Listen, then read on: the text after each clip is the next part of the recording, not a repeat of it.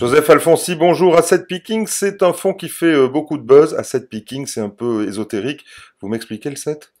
7 partenaires associés à la gestion, 7 structures de gestion de référence de la place qui sont associées à la gestion du fonds. Donc effectivement, le 7e partenaire est entré dans le fonds au mois de septembre dernier. C'est nos camarades de Lazare Frères Gestion. Allez, il faut les citer. Là, vous avez un challenge. Vous ne devez pas en oublier un seul. Alors, on y va. Il y a Fidelity, DNCA, Financière de l'Échiquier, CAM Gestion, Neuflis OBC, Natexis AM et Lazare Frères Gestion, les derniers entrants.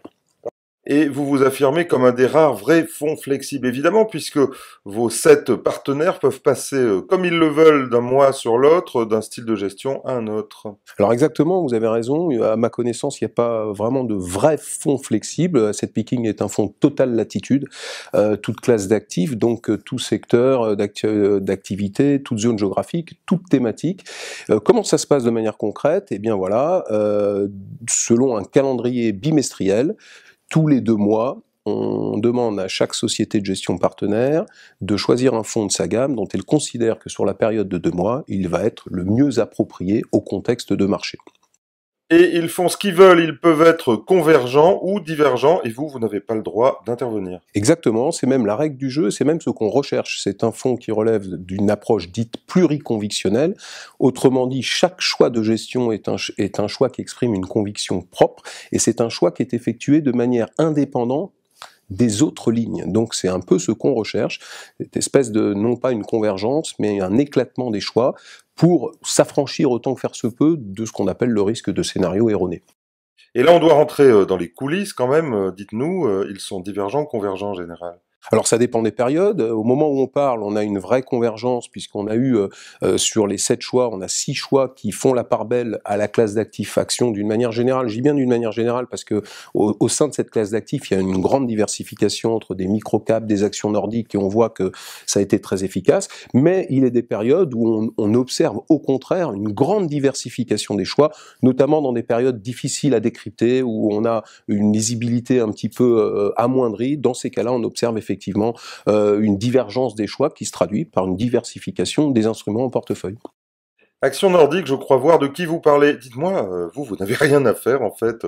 C'est un joli métier quand même. Alors ça semblerait effectivement être un fonds un petit peu fainéant.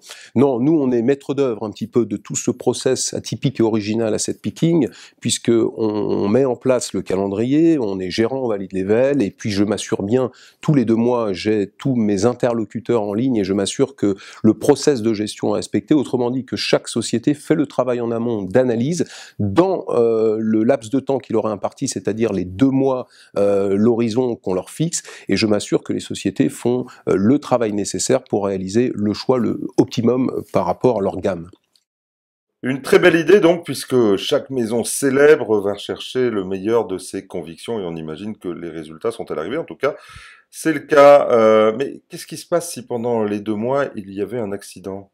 Alors c'est exact, c'est-à-dire qu'on a choisi la périodicité de 2 mois parce qu'on souhaite que ce soit un fonds d'allocation qui est un vrai travail d'analyse qui préside au choix du fonds, mais néanmoins entre les 2 mois il peut se passer beaucoup de choses. Alors on a prévu ce qu'on appelle un mécanisme de réactivité qui consiste entre les périodes de réexamen, qui consiste à pouvoir redonner la main aux gestions, voire même à couvrir complètement les lignes les plus risquées, les neutraliser en cas de choc exogène, d'événements qui pourraient survenir et que les sociétés de gestion n'auraient pas pu prévoir et intégrer dans leur choix.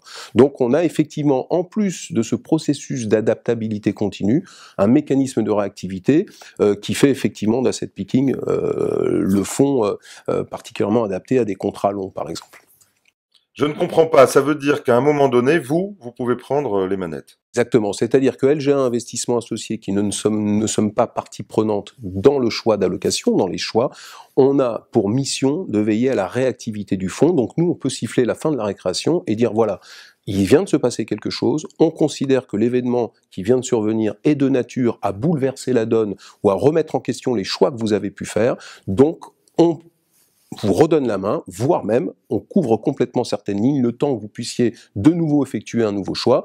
Et donc l'intérêt, c'est que nous-mêmes qui ne sommes pas partie prenante, on n'a pas à se déjuger. Et donc c'est l'efficacité de ce processus qui est intéressant.